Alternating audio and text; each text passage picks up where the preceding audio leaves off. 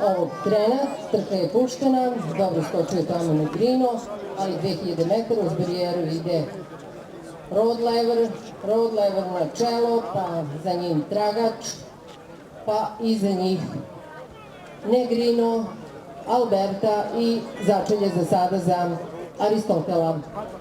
Road Lever, Sindevta i Ridgeway Sunset, treći u srpskom galopskom derbiju, drži vodeću poziciju u trci Omice i Ždrebci, u sedru od Levera Đorđe Perović, odmah iza njega Tragač sa Aleksandrom Šašićem, Negrino i Alberta za sada izjednačeni. Začelje i dalje za Aristotela, u čijem sedlu je Milan Konkolj.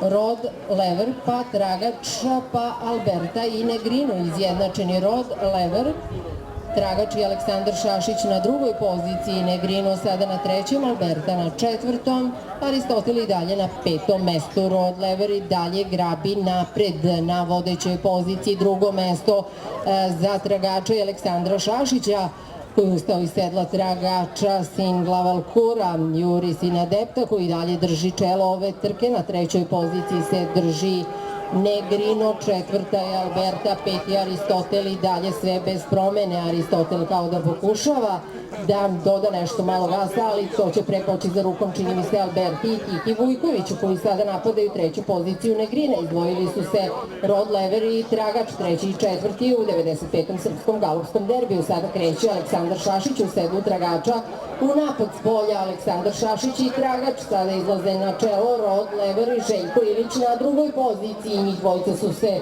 izdvojili daleko ispred ostalih. Odlazi Aleksandar Šašić u sedlu Tragača, ali Road Lever i Željko Ilić se drže uz barijeru. Tragač ili Road Lever, Tragač ili Road Lever, Tragač i Aleksandar Šašić i Road Lever i Đorđe Perović na drugoj poziciji. Đole Perović pokušava korbacima da nadoknadi ovo što je izgubljeno, ali ne da se. Sin Glavalkura, Tragač sa Aleksandrom Šašićem prvi prolazi kroz cilj, Road Lever sa Đorđem Perovićem.